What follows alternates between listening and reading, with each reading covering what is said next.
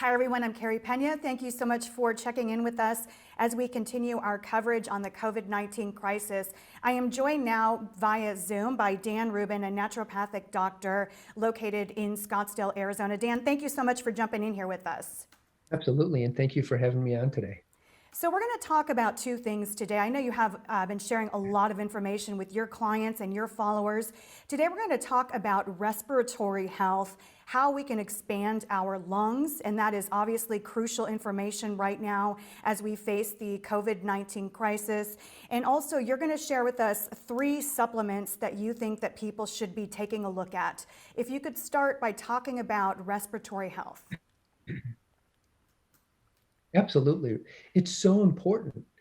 We're in Phoenix and the air has definitely cleared up, and respiratory issues have been something that I have continually seen patients for. But I think we all need to understand, one, I think it's pretty clear that SARS-CoV-2 is a respiratory pathogen, so it enters via mainly those respiratory channels. And so how can we best keep our lungs suitable to, fight the fight that we need to fight? And if we contract COVID-19, then our lungs, in my opinion, should be in the best shape that we can have them in. And I wanted to give 8 tips that people can use while they're self-isolating or quarantining themselves, or if they just want to know about respiratory health, because in general, our lungs are meant to be expanded. They need to move. So the very first tip is expand your lungs, move them. The human body is meant to move. Think about it. We have rapid eye movement when we sleep. Our blood moves, our lymph moves. We have bowel movements. We're meant to move. We're built with legs and arms and the ability to exercise. And in order to guide all that, our lungs need to move. They are connective tissue that expand and contract, and our chest needs that.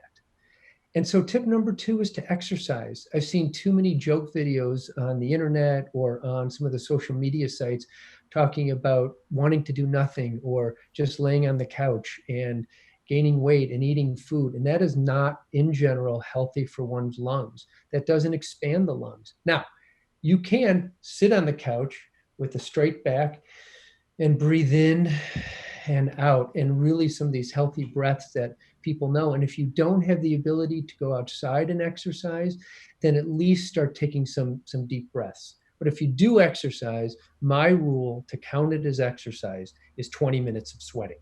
It takes some time to warm up, to get to that sweat. Try and maintain sweating for at least 20 minutes. The other thing to really be concerned about is what you're putting in your lungs. So I know there are many states and countries with medical marijuana laws. There is a medical marijuana law in Arizona, and people require this for medical needs, but we need to be very careful about smoke and vaping, and if these increase our risk factors. And so I would encourage people to talk to their physicians about potential alternatives to inhalant medical marijuana, and perhaps an edible or a topical if they can have adequate pain relief or symptom relief from that. Also, number 4 is going to be a mask. So there's actually data on this, and what do these do? The typical masks that people are wearing, and this is data as of last week, the typical masks are the cotton mask or a homemade mask, or the typical surgical masks. Now, it was shown that in people who have COVID-19, if they have a cough, a robust cough, then the virus shedding will not be contained by those masks. So I still think it's a good idea to, if you go out, you should be wearing a mask as reasonable. Some people are not comfortable wearing a mask exercising alone outside, and that's perfectly understandable. But if you're going to a place where social distancing per CDC guidelines are not, you can't do it, or you're passing by people, then you do have the option to wear a mask. But as always, be reasonable, be pragmatic. And if somebody's coughing, probably shouldn't be close to them or downwind from them. And downwinding is something that we also have to be careful about. So The much other thing, information to share, and I want to make sure we touch on this supplement information, because you sure, and I had a phone chat the other day, and you had a lot of really interesting points that you were making. Can you share that with the audience? supplements, absolutely, my pleasure. So there's a lot of information going around. There's a lot of supplements to choose from. Of course, quality is important. Also, milligram and what you're taking, how you're taking it, route of administration. And when as a physician, when I'm selecting supplements in general on a platform such as this, we have to be careful. There are ones that qualify, like quercetin or green tea, but we really have to be careful because a lot of people who are watching this and may be self-selecting may be getting a product that could, and taking a dose that may interfere with some of the medications that they're taking. So what I suggested, and my three favorite that rose to the top, would be melatonin. And it's not just for sleep anymore. Melatonin is recognized for having so many other properties, and particularly as an anti-inflammatory, specifically the type of inflammation that can be engaged by the body when SARS-CoV-2 enters and COVID-19 strikes. Another one absolutely is vitamin C. It's at the top of the list. It's a winner. There's no question. I think an average adult dose, very reasonable, 1,000 milligrams 3 times daily. And I would say also a melatonin dose, 3 milligrams. Most people can even tolerate a 3 milligram day dose. They don't just have to take it around bedtime or at nighttime. And then lastly, I am also going to pick zinc.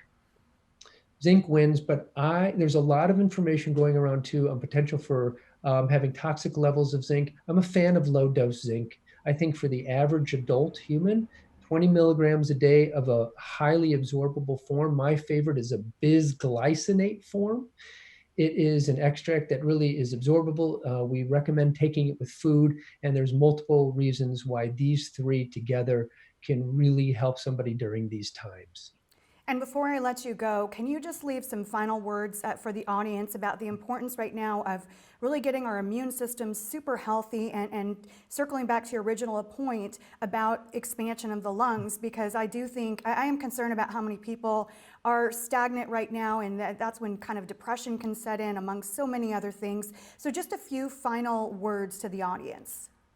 You're absolutely right. And thank you for that question too. Let's think about indoor air quality too. Right now, in most of our cities, I'm assuming that the pollution levels have declined so much that our outdoor air may be actually safer than our indoor air right now, especially if we haven't changed our filters. And you may want to think about that and going outside or opening your windows based on the weather. But it's really stay hydrated. Our lungs require hydration. They're moist organs. And take a look at your diet. Food is so important. And there are so many nutrients in brightly colored fruits and vegetables that are anti-inflammatory that also have been shown to enhance the appropriate type of immune system. Remember, immune systeming is a balance. Just because something boosts your immune system doesn't mean it's the right thing for you to take during this time. And where can people find out more information about you and about your practice? Oh, wonderful. Thank you. We're in Scottsdale, right in Midtown. We're on the campus of Honor Health Shea, and our website is www.listenandcare.com, all one word. Dr. Rubin, thank you so much. Really appreciate your time. And I know that you are also putting out a lot of your own content. I would love to have you back on a podcast for a future episode, because you really do have so many great tips and information to share with the public. I really appreciate your time. Thank you very much. Thank you. Take care.